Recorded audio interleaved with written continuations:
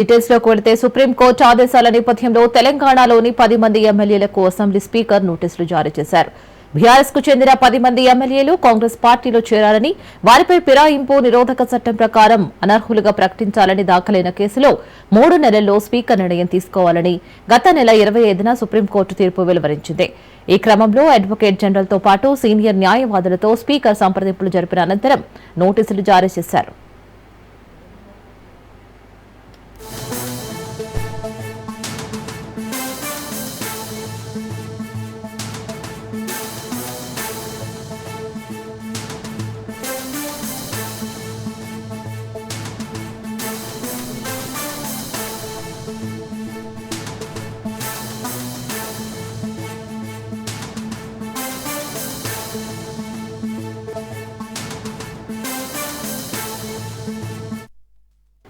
Party ఫిరాయించిన Kadiyam Srihari, Danam Nagender, Pocharam Srinivas Reddy, Sanjay Kumar, Tellam Venkatrao, Arekapudi Gandhi, కాలే యాదయ్య, ప్రకాష్ గౌడ్, కృష్ణమోహన్ రెడ్డి, మహిపాల్ రెడ్డిలపై అనర్హత వేటు వేయాలని బీఆర్ఎస్ కోరింది.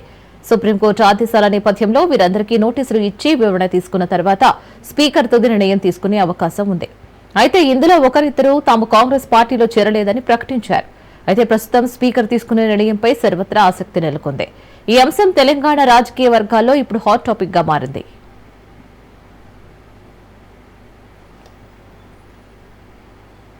గాంధీ భవన్ లో పీఏసీ సమావేశం కొనసాగుతుంది. పీఏసీలో యూరియా కొరత అంశంపై చర్చించారు. యూరియా విషయంలో తెలంగాణపై కేంద్రం వివక్ష చూపుతుందని అన్నారు. కేంద్రం వివక్షను నిరసిస్తూ నిరసన కార్యక్రమం చేపట్టాలని పీఏసీలో నిర్ణయం తీసుకున్నట్లు తెలుస్తోంది. దేశంలో ఓటు చోరీ పెద్ద ఎత్తున జరుగుతుందని అన్నారు TPCC chief Mahesh Kumar Goud. BJP vote చోరీతో 3వ గెలిచిందని, రాహుల్ గాంధీ సమగ్రమైన సమాచారాన్ని ఇచ్చి ప్రజల్లో ఉద్యమాన్ని చేపట్టారని అన్నారు. రైతు భరోసా, రుణమాఫీ, రేషన్ కార్డులు, ఇందిరమ్మ ఇళ్లు, సన్న బియ్యం కార్యక్రమాలపై మంచి స్పందన వస్తుందని అన్నారు.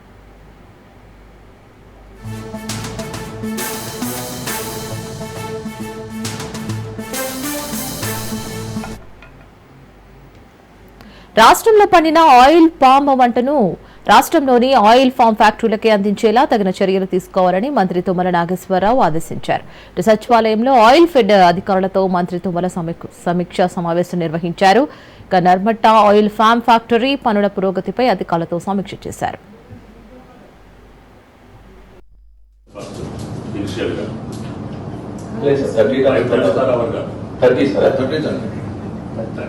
ఉంది సార్, దానికి తగ్గట్టుగా మీరు ఫ్రూట్ సంపాదించుకునేటట్టుగా మీరు ఈ కండిషన్ ని అవైల్ చేసి ప్రైవేట్ కంపెనీ వాళ్ళతో మాట్లాడి రేపు 1వ తారీఖు నుంచే ఫ్రూట్ అంతా మీ కంపెనీకి రావాలి. That is our duty. Next అసలు 4000 ఎకరాల తర్వాత కూడా మీకే ఇస్తాడు. దాని దృష్టిలో పెట్టుకోవాలి. లాస్ట్ టైం మీరు ఎట్లా ఆడతారు నుంచి మనం ministry of new renewable energy నుంచి కూడా 3.6 crore సబ్సిడీ రిలీజ్ అయింది సార్. మనకు 1.5 మెగావాట్ కూడా 1 crore. కానీ పక్క బోర్డర్ లో పెట్టుకొని మన పంట అంతా తీసుకెళ్ళి మంత్రి పొంగులేటి శ్రీనివాస్ రెడ్డిని మల్కాజ్గిరి ఎంపీ ఈటెల రాజేంద్ర కలిశారు. డబుల్ బెడ్రూమ్ ఇళ్ల కేటాయింపు అంశంపై ఆయన మంత్రిని కలిశారు. తెలంగాణకు కేంద్రం నుంచి ఎక్కువ నిధులు రావాలని బీజేపీ ఎంపీలుగా తాము కూడా కోరుకుంటామని అన్నారు. యూరియా సమస్య కూడా పరిష్కారం కావాలని ఆశిస్తున్నట్లు తెలిపారు. రాష్ట్ర మంత్రులు బాధ్యతగా ఉండాలని, అనవసరంగా కేంద్ర ప్రభుత్వంపై విమర్శలు చేయవద్దని కోరారు.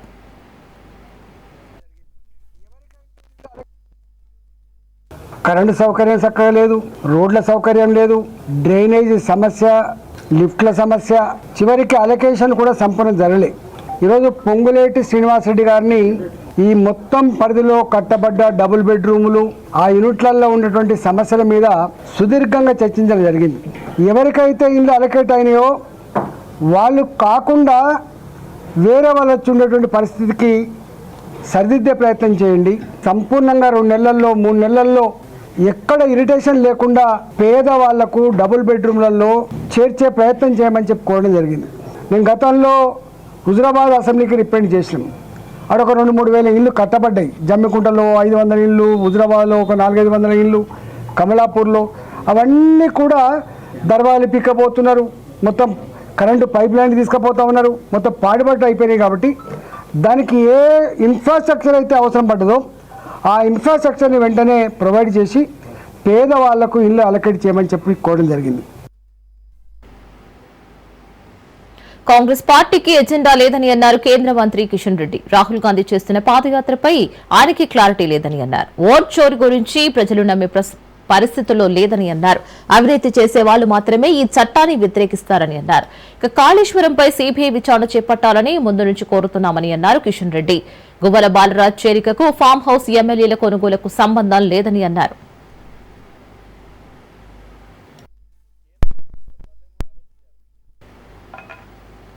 రేవంత్ రెడ్డి సర్కార్ ప్రభుత్వ పాఠశాలల పట్ల నిర్లక్ష్యం వహిస్తోందని కేంద్ర మంత్రి కిషన్ రెడ్డి ఆరోపించారు. ప్రభుత్వాలు మారినా పాఠశాలల్లో మౌలిక సదుపాయాలు మారడం లేదని కేంద్ర మంత్రి ఆవేదన వ్యక్తం చేశారు. ప్రభుత్వ హాస్టల్స్ లో విద్యార్థులకు నాణ్యమైన భోజనం అందడం లేదని కిషన్ రెడ్డి ఆరోపించారు. మండలాలకి ఇంటర్నేషనల్ స్కూల్ అంటున్న కాంగ్రెస్ సర్కార్ వాడుకలో ఉన్న స్కూళ్లకు మరమ్మతులు కూడా చేయడం లేదని, విద్యుత్ అలాగే మంచినీటి సౌకర్యం కల్పించడం లేదని కిషన్ రెడ్డి ఫైర్ అయ్యారు. విద్యార్థులకు నోట్బుక్స్ పంపిణీ సందర్భంగా కిషన్ రెడ్డి తెలంగాణ ప్రభుత్వంపై విమర్శలు గుప్పించారు.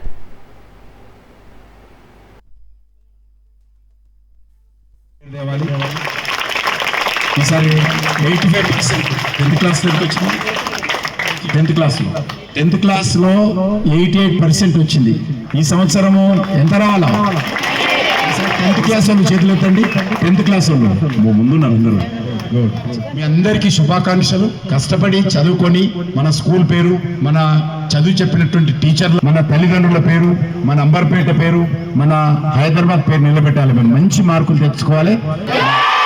భారత్ మాతాకి, భారత్ మాతాకి వందే వందే వందే. బట్టలు వేసుకొని ఆడపిల్లలు మగపిల్లలు జుట్టు కాడికి వెళ్ళి ఇంత శుభ్రంగా తయారు చేసి క్రమశిక్షణతోని స్కూల్ పిలిపిస్తున్నారంటే ఆ టీచర్లకు హెచ్ఎంకు నేను అభినందనలు చేస్తున్నాను. అందరూ కూడా ప్రైవేట్ స్కూల్ కు ఏమాత్రం తీసుకోకుండా వాళ్ళకంటే కూడా మీరు ఒకసారి టీచర్.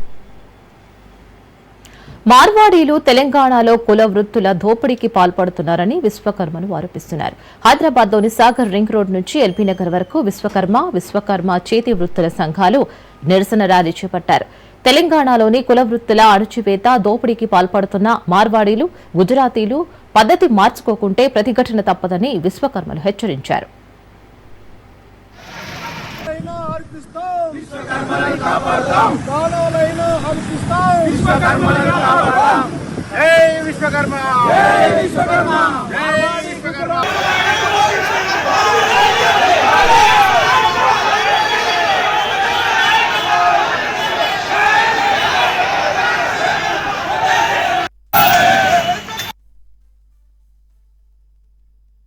ఈ రోజు ఈ భిక్షాటన కార్యక్రమం మేము ఎందుకు తీసుకున్నామంటే, మేము అనాదిగా మనిషి అవసరాల కోసం జన్మించిన వాళ్ళం మీ పైన భూమి పైన. ఈ రోజు మీకు కానీ ప్రతి మానవునికి ఒక వ్యవసాయం చేయాలంటే వాళ్ళకి పనిముట్లు చేసే కుటుంబంలో జన్మించి మీ ఇంటికి కావాలంటే ఇంటి వస్తువులు తయారు చేసి, మీ భోజన వస్తువులు, కంచరు, ప్లేట్లు అన్ని తయారు చేసి, ఇలా మీరంతా ఆడ మగ ఒకటికి కావాలంటే పుస్తకాలు కూడా మేము చేసి, ఆ తర్వాత దైవం కావాలంటే శిలాశిల్పాలు చేసి మేము ఇవన్నీ చేసిన వాళ్ళు వెనుకబడిపోయినాం. ఈ మార్వాడి గుజరాతీలు మా ఫీల్డ్లో ఇన్వాల్వ్ అయిపోయి కొన్ని రీల్స్ చేసి వీళ్ళు లంగలు దొంగలు, వీళ్ళు తాగుబోతులు, విశ్వకర్మలకు పనులు ఇచ్చినట్టయితే వాళ్ళు మీకు సరైన టైంకు పనులు ఇవ్వరు. మాకు దానికి వస్తే మీ ఇంట్లో దుమ్ము ఉండదు, ధూళి ఉండదు.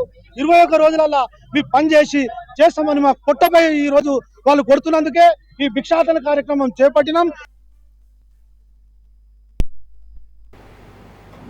స్వర్ణాంధ్ర కావాలంటే ప్రజల ఆలోచన విధానం మారాలని సీఎం చంద్రబాబు అన్నారు. కాకినాడ జిల్లా పెద్దాపురంలో నిర్వహించిన స్వర్ణాంధ్ర స్వచ్ఛాంధ్ర సభలో సీఎం పాల్గొన్నారు.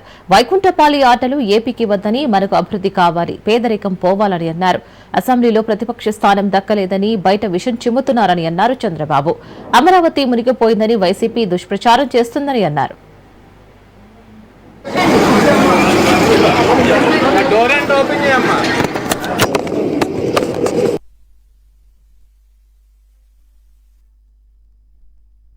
రాష్ట్రం మొత్తం చెత్త అయిపోయింది. రాష్ట్రాన్ని విధ్వంసం చేశారు. కుక్కలు చింపిన విస్తరి చేశారు. అతలాకుతలం చేశారు. ఎవరికి కూడా ఆనందం లేకుండా చేశారు. మాట్లాడితే కొట్టడం, పోలీస్ కేసులు పెట్టడం, చాలా అరాచకాన్ని సృష్టించారు. మళ్ళీ మేము వస్తాం, రాష్ట్రాన్ని పునర్నిర్మాణం చేసి మీ జీవితాల్లో వెలుగు తీసుకొస్తామని ఆ రోజే చెప్పామని మీ అందరికీ విజ్ఞప్తి చేస్తున్నా. ప్రతిరోజు విష ప్రచారం, రాష్ట్ర ప్రతిష్ఠ దెబ్బతీసే విధంగా ముందుకు పోతున్నారు. మనది అభివృద్ధి రాజకీయం, వాళ్ళది రాష్ట్రానికి అనర్థ రాజకీయం. మనది సంక్షేమ రాజకీయం, వాళ్ళది సంక్షోభ రాజకీయం. మనది విజన్ రాజకీయం, వాళ్ళది క్రిమినల్ రాజకీయం. పార్టీ ఎమ్మెల్యేలతో సీఎం చంద్రబాబు సమావేశం నిర్వహించారు. పార్టీ రాష్ట్ర కమిటీ ఎమ్మెల్యేల వరుస వివాదాల నేపథ్యంలో భేటీకి ప్రాధాన్యత సంతరించుకుంది. ఇతర అంశాలపై వాడివేడిగా చర్చ జరిగింది. సెక్రటేరియట్లో ఏం జరుగుతుందని సీఎం సీరియస్ అయినట్లు సమాచారం. పేరోల్ లెటర్పై ముఖ్యమంత్రి ఆగ్రహం వ్యక్తం చేశారు. హోంశాఖను గాడిలో పెట్టాలని చంద్రబాబు ఆదేశించినట్లు తెలుస్తోంది. ఇక Gudur, Nellore rural MLA parole లెటర్పై సీరియస్ అయినట్లు సమాచారం. రౌడీ షీటర్ శ్రీకాంత్ పేరోల్ వ్యవహారంపై ఎందుకు హోంశాఖ అప్రమత్తంగా లేదని ఆగ్రహం వ్యక్తం చేసినట్లు తెలుస్తోంది.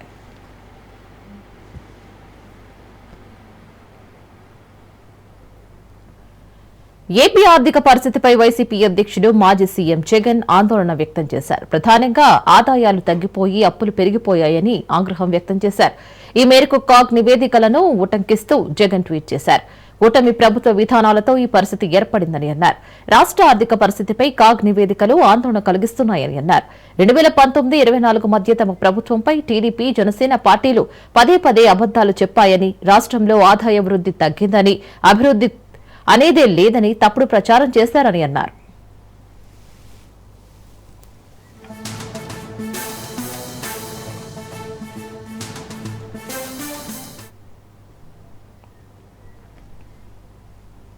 విశాఖ స్టీల్ ప్లాంట్ పై కూటమి ప్రభుత్వ వైఖరి చెప్పాలని డిమాండ్ చేశారు వైసీపీ ఎమ్మెల్సీ బొత్స సత్యనారాయణ.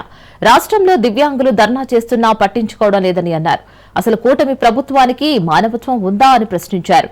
ఏపీలో కూటమి నేతల దౌర్జన్యాలు పెరిగిపోయాయని, మంత్రులు, ఎమ్మెల్యేలపైన అవినీతి ఆరోపణలు ఎక్కువయ్యాయని అన్నారు.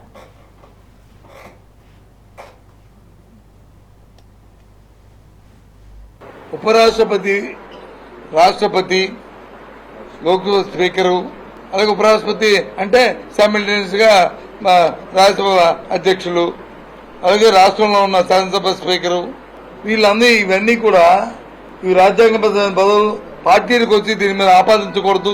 నెంబర్ ఎక్కువ ఉన్నప్పుడు ఊరికనే పోటీ పెట్టి తెలిసి కూడా ఆ పదవికున్న ఇంపార్షియల్ గా ఉండాలనే దానికి మర్చి తాగకూడదనే ఉద్దేశం మరి వైసీపీ పార్టీ పుట్టిన దగ్గర నుంచి జగన్మోహన్ రెడ్డి గారు తీసుకున్న నిర్ణయం. ఇది ఇవాళ తీసుకున్న నిర్ణయం కాదు. ఆ నేపథ్యంలోనే ఆ రోజు నేను పిసిసి అధ్యక్షుడు ఉన్నప్పుడు అప్పుడు జగన్మోహన్ రెడ్డి గారు వచ్చి వైసీపీ పార్టీ పెట్టారు. పెట్టి మేము ప్రణబ్ ముఖర్జీని వచ్చి కాంగ్రెస్ పార్టీ ప్రతిపాదిస్తే దానికి ఆయన సపోర్ట్ చేశారు. లేదు మేము కాదని ఎదురైన అప్పుడు కాంగ్రెస్ పార్టీకి వ్యతిరేకమే కదా జగన్మోహన్ రెడ్డి గారు. పార్టీ ఉద్యమించడం ఉద్దేశం అంతే కదా. అలాగే ఇప్పుడు వచ్చి నెంబర్ గేమ్ లో ఎన్డీఏ ఉంది, ఉన్నప్పుడు కూడా ఎందుకు పోటీ పెట్టి వాళ్ళని పెట్టాలి? తప్పు కదా. ఆ పదవిని మనం ఓ పార్టీకి చేయడం కాదనేది ఆ రోజు ఏ స్టాండ్ ఉందో అదే స్టాండ్ ని ఇవాళ కూడా జగన్మోహన్ రెడ్డి గారు దాన్ని కంటిన్యూ చేస్తారు. పార్టీ విధానం వ్యక్తుల విధానం కాదు. ఇది ఇక్కడ ఇది దేశానికి సంబంధించిన అంశం. దేశానికి సంబంధించిన అంశం ఒక పార్టీకి ఒక విధానానికి సంబంధించిన అంశం. ఉత్తర భారతదేశం, దక్షిణ భారతదేశం కాదు కదా. రాష్ట్రంలో పాలన చేతులెత్తేసిన చంద్రబాబు సర్కార్ 5 లక్షల మంది దివ్యాంగుల పెన్షన్ తీయాలని సూచిస్తోందని మాజీ మంత్రి మేరుగ నాగార్జున విమర్శించారు.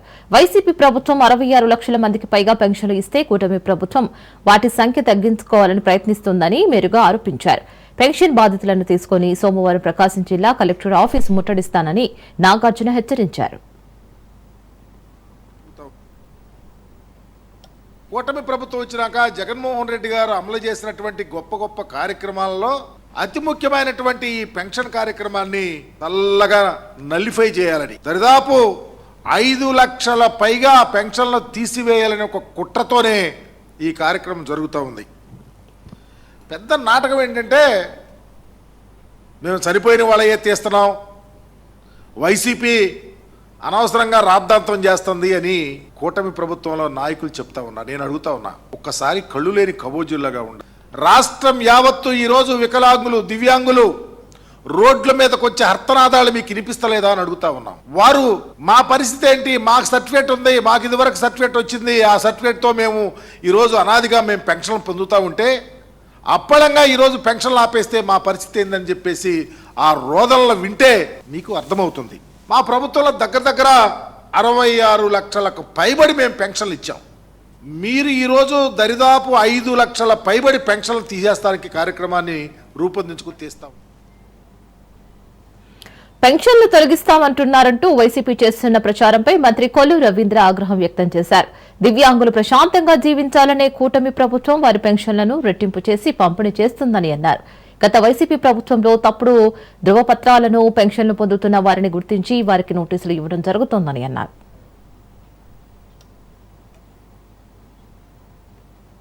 రాష్ట్ర వ్యాప్తంగా ఏదైతే వికలాంగుల పెన్షన్ సంబంధించి పెన్షన్స్ తీసేస్తున్నారని చెప్పి ఒక ప్రచారం చేస్తున్నారు. నిజమైనటువంటి వికలాంగులకి ఎట్టి పరిస్థితుల్లో తీసే సమస్య లేదు. ఎక్కడన్నా అనర్హులండి వాళ్ళు సర్టిఫికేట్ తీసుకొస్తే అవి మాత్రమే తీస్తున్నారు. ఎక్కడన్నా ఇలాంటి అనుమానాలు ఉన్నా కూడా అవి నివృత్తి చేసుకోవడానికి అప్పీల్ చేసుకునే అవకాశం కల్పిస్తున్నారు. దానికి ప్రతి ఒక్కరు కూడా ఉపయోగించారు. ఎక్కడన్నా గ్రామాల్లో వస్తే ఇమీడియట్ గా దాన్ని గ్రామ సచివాలయంకి వెళ్ళి వాళ్ళు ఫిర్యాదు ఇస్తే దాన్ని మళ్ళీ రీవెరిఫై చేసి నిజంగా వాళ్ళకి అర్హత ఉంటే బట్టి ఖచ్చితంగా అసలు ఏ ఒక్కటి కూడా తీసే పని లేదు. అర్హులందరికీ ఖచ్చితంగా పెన్షన్లు ఇవ్వాలనేది ప్రభుత్వ లక్ష్యం. దానికోసమే గతంలో 3,000 ఉన్న పెన్షన్ 6,000 చేశాం. 6,000 ఏదైతే 100% బెడ్ దానికి 15,000 చేశాం. అంతే తప్ప నిజమైనటువంటి అర్హులకు ఇవ్వాల్సినటువంటి అవసరం ఉంది. దాంట్లో ఎవరిని కూడా అర్హత లేకుండా తీసుకునే వాళ్ళది వాళ్ళు పునఃపరిశీలన చేసుకోండి. అర్హత ఉన్న ప్రతి ఒక్కరు కూడా ఇచ్చే బాధ్యత. ఎమ్మెల్యే కోటంరెడ్డి శ్రీధర్ రెడ్డి కీలక వ్యాఖ్యలు చేశారు. రౌడీ షీటర్ శ్రీకాంత్ పేరోల్ కోసం లేఖ ఇచ్చానని తెలిపారు. శ్రీకాంత్ తండ్రి అడిగినందుకే లేఖ ఇచ్చానని అన్నారు. తాను ఇచ్చిన లేఖను అధికారులు తిరస్కరించారని కూడా తెలిపారు. పేరోల్ ఇవ్వలేమని లిఖితపూర్వకంగా చెప్పారని అన్నారు. ప్రజాప్రతినిధులుగా చాలా మందికి లేఖలు ఇస్తామంటున్నారని కూడా వెల్లడించారు.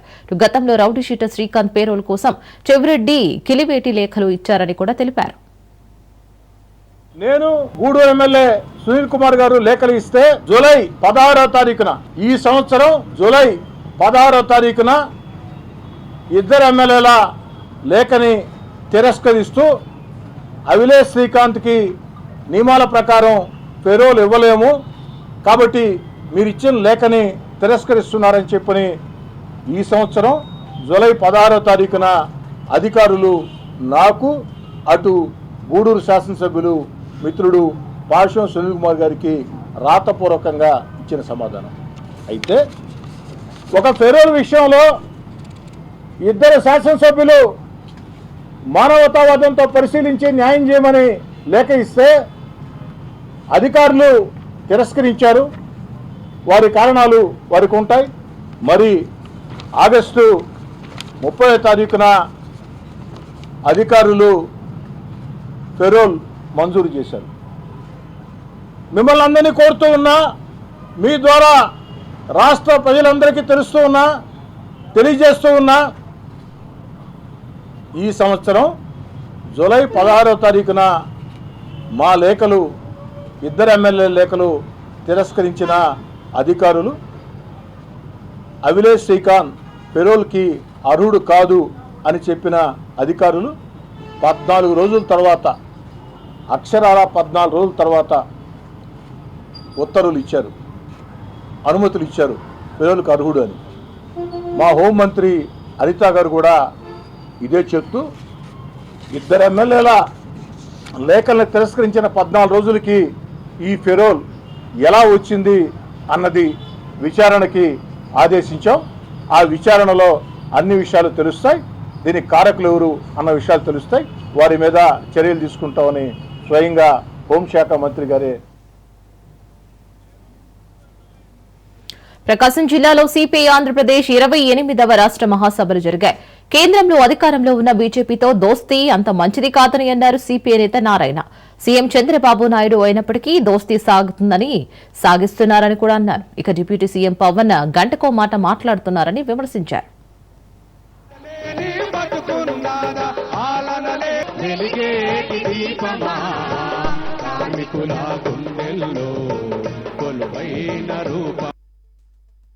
దేశంపై నువ్వు ఎందుకు ఇట్లా దాడులు చేస్తాను చెప్పేసి ఒక్క మాట అంటే ఒక్క మాట మన ట్రంప్ మన ప్రధానమంత్రి చూడడానికి ఆజానుబాహుడే, ఆయన ఛాతీ పెద్దతే, కానీ ఏలుకున్నంత గుండె మాత్రం ఉంది ఆయనకి. ఒక మాట్లాడలేకపోతున్నాడే, ఎందుకు ఈ దేశాన్ని ఇబ్బంది పెడతానని చెప్పేసి.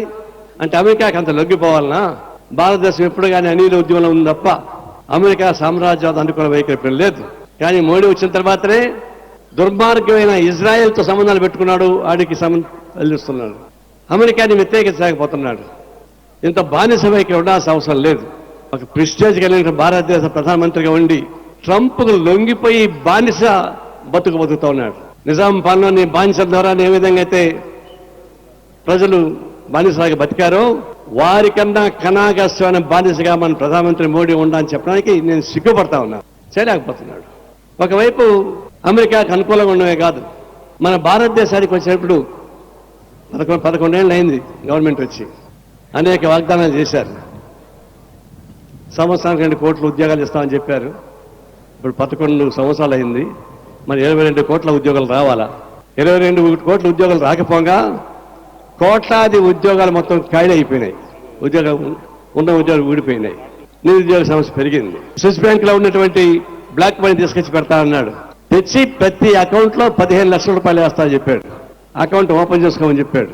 ఓపెన్ చేసుకుంటే ఆ అకౌంట్స్ సర్ఛార్జ్ కట్టడానికి వస్తున్నారు మన వాళ్ళు. 15 పైసలు కూడా వేయలేదు. అనేకం చెప్పారు సర్ఛార్జ్ వాళ్ళు ఇచ్చేటువంటి వాగ్దానాలు. ఇప్పుడు కార్పొరేట్ కంపెనీకి అవలీలగా సంపద అప్పగించడానికి ప్రయత్నిస్తూ ఉన్నారు. నిన్నగాక మొన్న మీరు పిలిపించారు, స్మార్ట్ మీటర్లను పగలగొట్టమని చెప్పేసి కమ్యూనిస్ట్ పార్టీ ధైర్యంగా పిలిపించింది.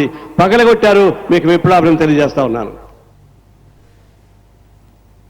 శ్రీకృష్ణుడి రూపంలో ఉన్న ఎన్టీఆర్ విగ్రహాన్ని ఆవిష్కరిస్తే తీవ్ర పరిణామాలు ఉంటాయని బీసీవై పార్టీ అధినేత రామచంద్ర యాదవ్ హెచ్చరించారు. గుంటూరు సమీపంలోని తక్కెళ్లపాడు గ్రామంలో ఏర్పాటు చేసిన శ్రీకృష్ణుడి వేషాధారణలో ఉన్న ఎన్టీఆర్ విగ్రహావిష్కరణ చట్ట విరుద్ధమని, హైకోర్టు ఆదేశాల ఉల్లంఘన అని ఆయన ధ్వజమెత్తారు. ఈ మేరకు ఈ విగ్రహ ఆవిష్కరణ జరిగితే మాత్రం రాష్ట్రంలో ఉన్న హిందూ సమాజం మొత్తం గుంటూరు వెళ్లి తడాకా చూపిస్తామని ఆయన హెచ్చరించారు. ఎన్టీఆర్ గొప్ప నటుడు, కానీ ఆయన ఒక పార్టీ వ్యక్తి, ఆయన ఒక పార్టీ ఆస్తి. కాబట్టి ఆ వ్యక్తి విగ్రహాన్ని శ్రీకృష్ణుడి వేషాధారణలో ఆవిష్కరించడం ముమ్మాటికి తప్పేనని, ఇది హిందువుల మనోభావాలను కించపరచడమేనని అన్నారు. ఈవెన్ మన రాజ్యాంగం కూడా ఏం చెప్తుంది, ఆర్టికల్ 25, 26 ప్రకారము మతపరమైన దేవుళ్ళని మనుషులతో కించపరిచే ఇది చెయ్యకూడదు అనేది చాలా క్లియర్గా ఉంది. ఎన్టీఆర్ విగ్రహం పెట్టుకోవడంలో ఇబ్బంది లేదు.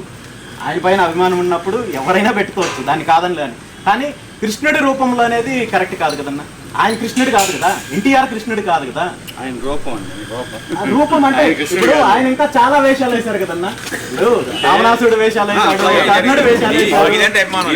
ఇప్పుడు రేపొద్దున్న ఇంకొక 10 మంది కృష్ణుడి వేషము ఇంకా 10 మంది కూడా వేస్తారు. ఇప్పుడు వాళ్ళందరినీ కూడా ఇవి తీసుకొని వస్తే అసలు దేవుడిని పూర్తి స్థాయిగా కించపరిచినట్టు అవుతుంది కదా. దేవుడి రూపంలో కరెక్ట్ కాదన్నా. ఇది లేని వివాదాన్ని తీసుకున్నారు.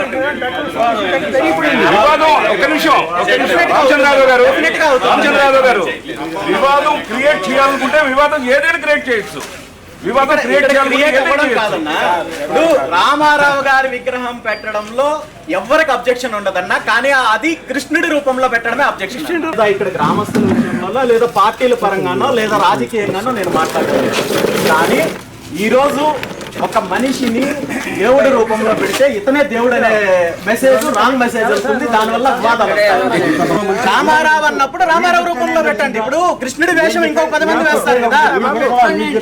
వినడం కాదన్న. ఇక్కడ ఇది నా సమస్య కాదు, ఇది నా ఒక్కడి సమస్య కాదు. కృష్ణుడి విషయంలో పెట్టడం కుదరదన్నా. 100% కుదరదు. మీరు అనుకుంటే మీ ఇంట్లో పెట్టుకోవచ్చు, పబ్లిక్ గా పెట్టకూడదు కదా. మీరు అనుకుంటే మీరు ఇంట్లో పెట్టండి, ఇంట్లో పెట్టుకోండి. రామారావు విగ్రహాన్ని కృష్ణుడి రూపంలో పెట్టడం అయితే మాత్రం యాక్సెప్ట్ చేసే పరిస్థితి ఉండదు. ఇది చాలా ఇబ్బంది అవుతుంది. లేని సమస్యను మీరు క్రియేట్ చేసినట్టు అవుతుంది. రేపు ఈ కార్యక్రమం జరిగితే మహబూబాబాద్ జిల్లా కొత్తపేట సొసైటీకి యూరియా వస్తుంది అనే ముందస్తు సమాచారంతో రైతులు భారీగా తరలివచ్చారు. 220 బస్తాలకు 1000 మంది రైతులు రావడంతో పోలీసులు పహారా నడుమ యూరియా పంపిణీ చేయాల్సి వచ్చింది. ఏజెన్సీ ప్రాంతానికి చెందిన పలువురు రైతులు యూరియా కోసం ఉదయం నుంచే సర్ది కట్టుకుని వచ్చారు.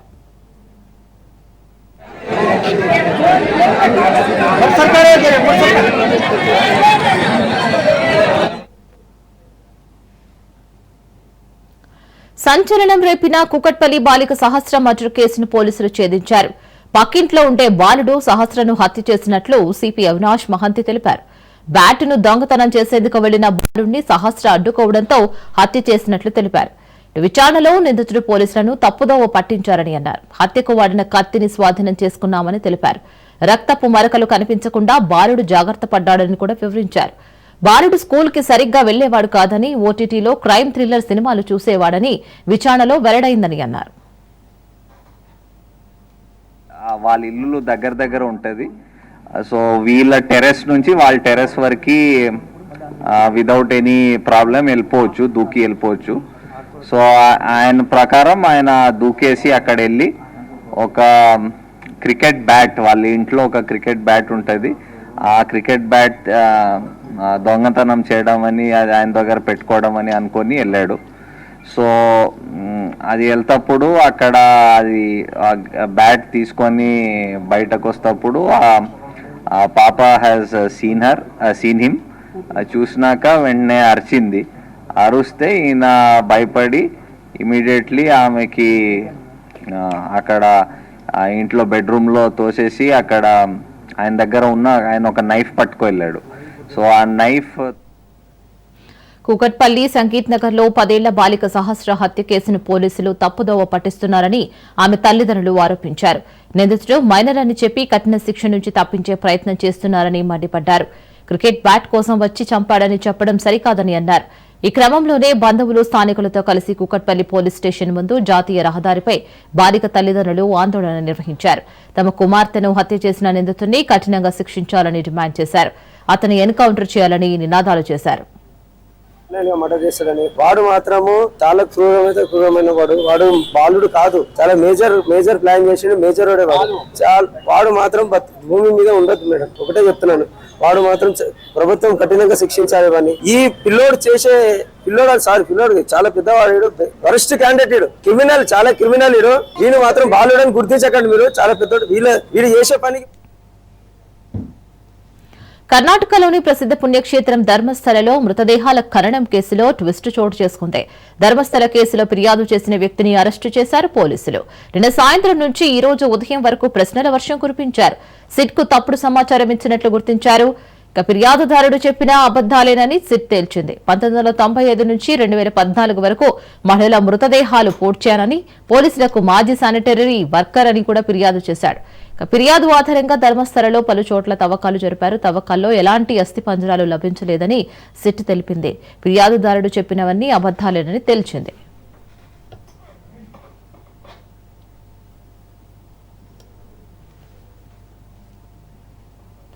అనిల్ అంబానీ ఇంట్లో సిబిఐ దాడులు చేసింది. బ్యాంకులకు సొమ్ముల ఎగవేతపై ఆరోపణలు ఎదుర్కొంటున్న అనిల్ పై ఇప్పటికే పలు దర్యాప్తు సంస్థలు దృష్టి సారించాయి. 17,000 కోట్ల రూపాయల ఎగవేతకు సంబంధించి అనిల్ అంబానీ ఆరోపణలు ఎదుర్కొంటున్నారు. ఆర్కామ్ వ్యవహారంలో అనిల్ పై తీవ్ర ఆరోపణలు వచ్చాయి. ఒక వెలిగిన అనిల్ రాజకీయాల్లోకి ఎంట్రీ ఇచ్చి రాజ్యసభ సభ్యుడిగాను పనిచేశారు. అనంతరం వ్యాపారంలో నష్టపోయారు. ధీరుభాయి అంబానీ రెండో కుమారుడైన అనిల్ తొలుత వ్యాపారంలో బాగా రాణించారు. అయినా అన్నయ్య ముఖేష్ అంబానీని మించి వ్యాపారాల్లో దూసుకుపోయారు. వార్తల్లో వ్యక్తిగా క్రేజ్ సంపాదించుకున్నారు. అనిల్ పొలిటికల్ టర్న్ తీసుకున్నాక సీన్ రివర్స్ అయ్యి వ్యాపారాల్లో నష్టాలు చవిచూడాల్సి వచ్చింది. వ్యాపారాల కోసం చేసిన అప్పులు తీర్చలేక ఎగవేతలకు పాల్పడుతున్నారు అనే ఆరోపణలు ఎదుర్కోవాల్సి వస్తోంది.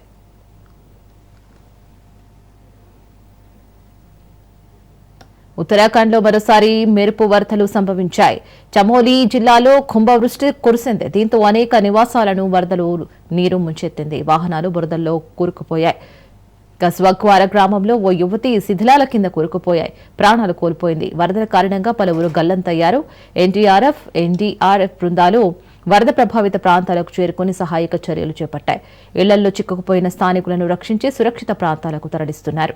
ఈ ఘటనపై ఉత్తరాఖండ్ సీఎం పుష్కర్ సింగ్ ధామీ ఎక్స్ వేదికగా స్పందించారు. స్థానిక యంత్రాంగంతో మాట్లాడి ఎప్పటికప్పుడు పరిస్థితిని తెలుసుకుంటున్నట్లు వెల్లడించారు. ప్రజలంతా సురక్షితంగా ఉండాలని ప్రార్థించారు.